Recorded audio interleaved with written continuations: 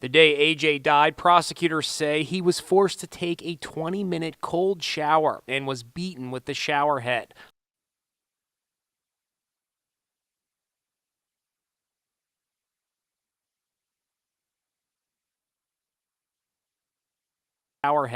Punishment for soiling himself. Through my negligence, my weaknesses, and failures, created a host of problems for me. His mom's words rang hollow as she read from a prepared statement.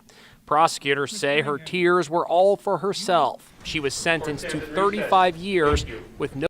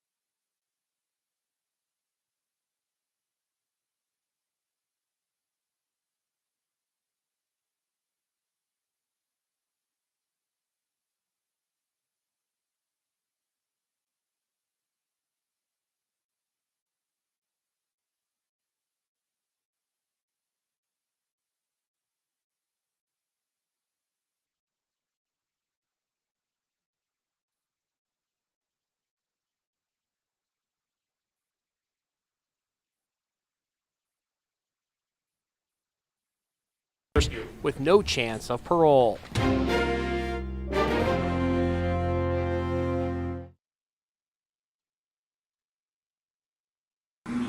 Why? So I don't ever see you again. There was also this heartbreaking moment. I just don't want a family. Cunningham grabbed national attention last year when she and AJ's father reported the child missing. What is your message to those people who think you're withholding information? I have no control over what people think. I just want my son to come home, okay? A canine dog found AJ's scent in the trunk of his parents' car. And when police discovered his body in a shallow grave, they charged both parents with murder. AJ's father has pled not guilty and is awaiting trial. The day AJ died, prosecutors say he was forced to take a 20-minute cold shower and was beaten with the shower.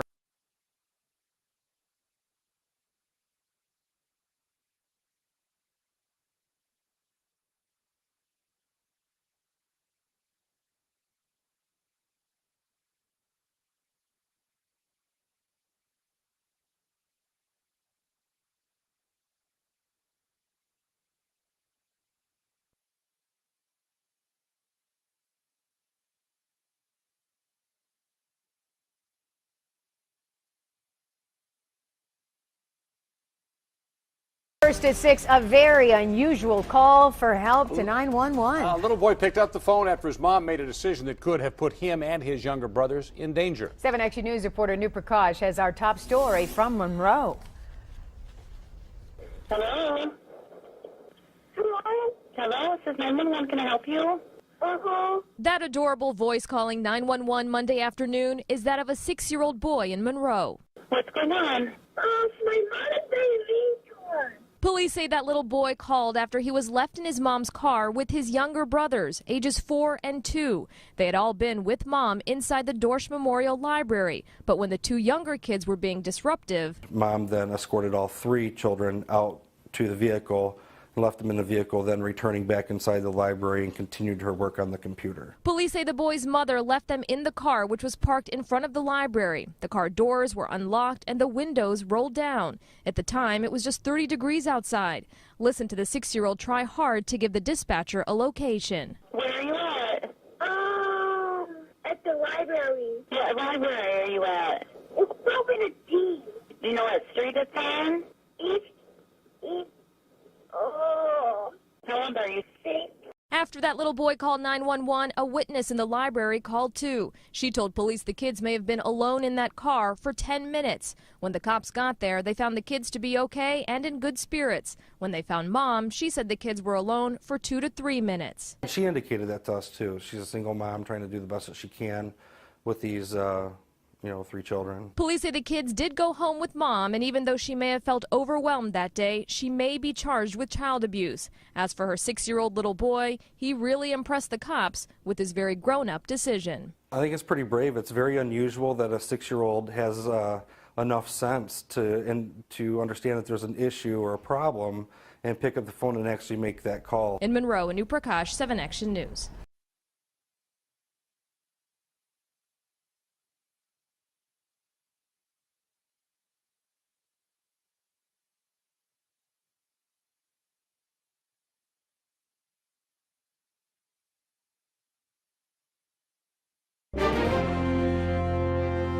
A 5-year-old little girl is abandoned on a sidewalk in near freezing temperatures, wearing only her pajamas. It was all caught on camera, but what's truly shocking is the identity of the man accused of leaving her in the cold. Jim Murray has the story. It's heartbreaking video. A 5-year-old girl is abandoned. She's completely on her own, wearing only light pajamas and wrapping a thin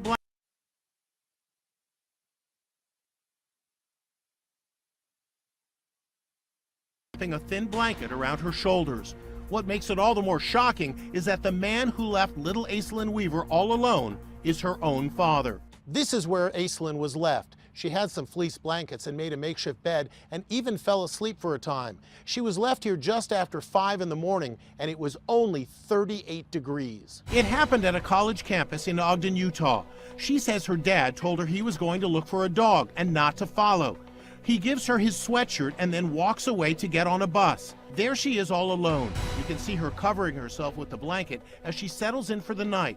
2.5 hours later, the sun has risen and she wakes up, frightened and confused. She starts looking for a way home. When she was dropped off at the campus, the video picks her up walking up this sidewalk, and then when she was found later that morning, she had left here on foot and walked around to the south side of our health technology building. And here is little Aislinn today, back in the warm embrace of her mother, Gina Weaver, who still can't believe what happened. She didn't think no one was going to find her. She didn't think she was ever going to see me again. Aislinn's father, 41-year-old Adrian Sanchez, had visitation rights the night police say he abandoned her, reportedly because he wanted to go partying. For him to go and leave her, he could have called me. He could have called anybody. Aislinn still has nightmares about being abandoned. She was shivering. She was crying. Josh Miller is the officer who spotted Aislinn wandering on the college campus.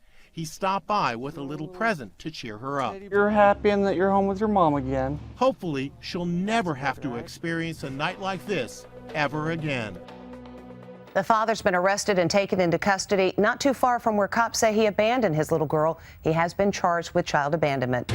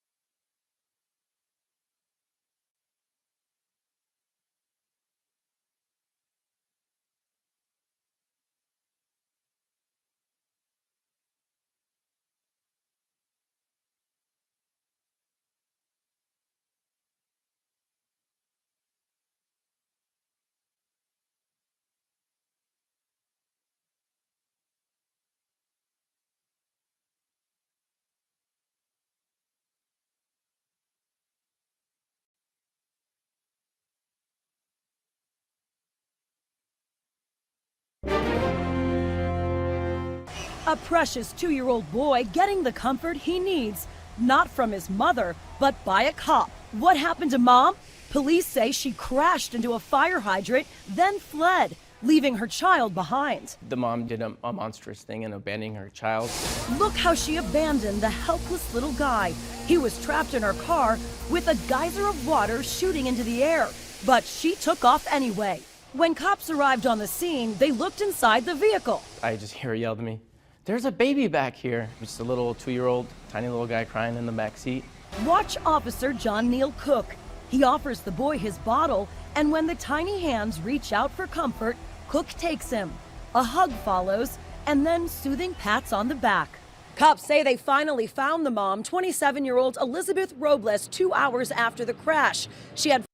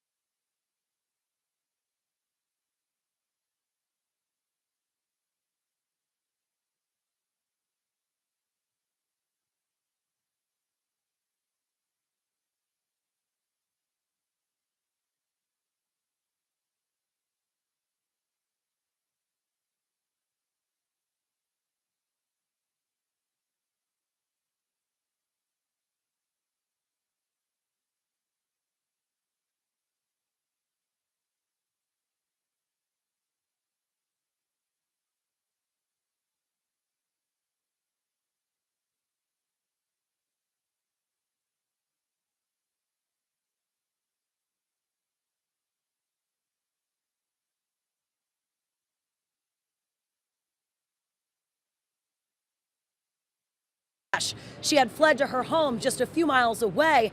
Cops arrested her and say that she was drunk when she hit that fire hydrant. As for her son, at least he got the comfort he needed when he needed it most. It could have been much worse, and we did, end up being able to do right by the little guy.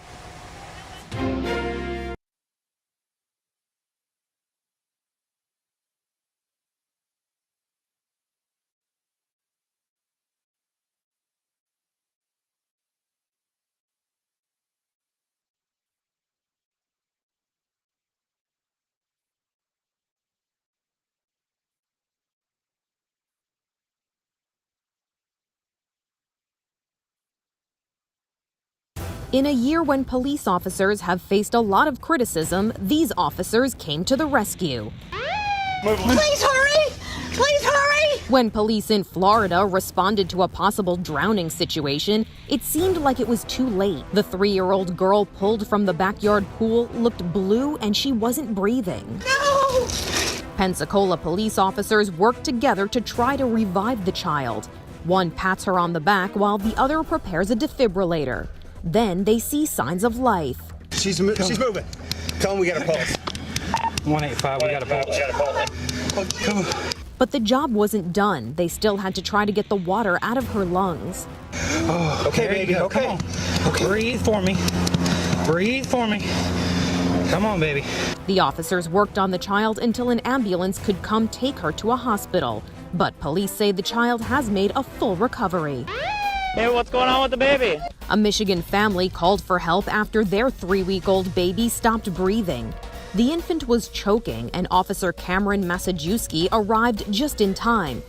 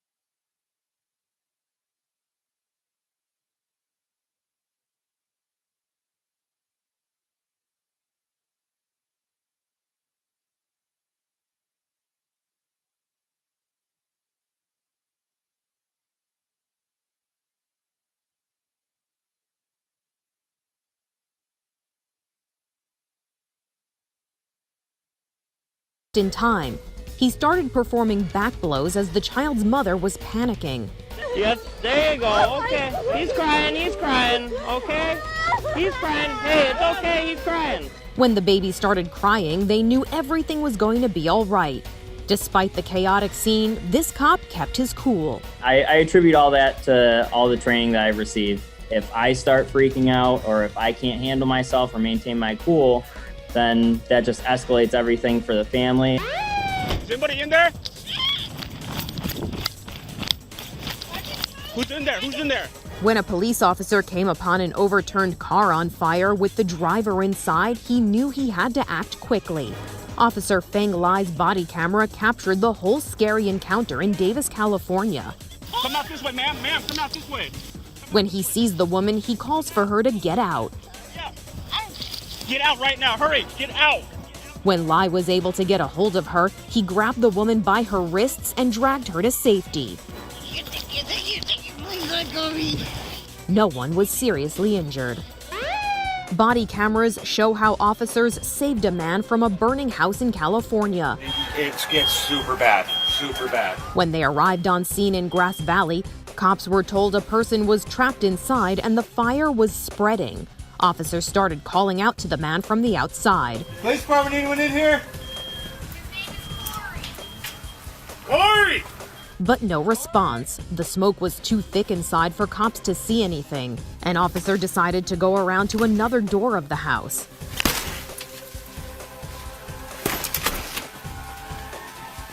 Corey! He heard nothing, but this time he saw something. Corey!